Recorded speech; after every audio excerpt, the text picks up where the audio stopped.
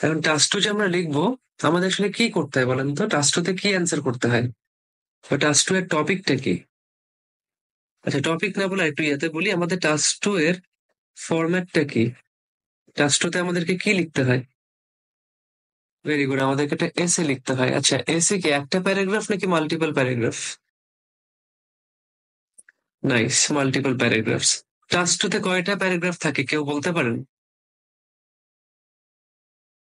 4, very good. Task two তে 4টা paragraph থাকে। তো শুরু হয় ইন্ট্রোডাকশন দিয়ে,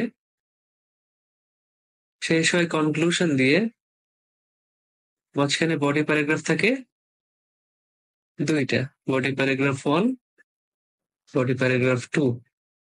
যে হচ্ছে 4টা প্যারাগ্রাফ দিয়ে আমার একটা এসে। এটাই হচ্ছে টাস্ক টু এর ফরম্যাট হচ্ছে এসে। আমাদেরকে একটা এসে লিখতে হয়। আর স্ট্রাকচার হচ্ছে 4টা প্যারাগ্রাফ।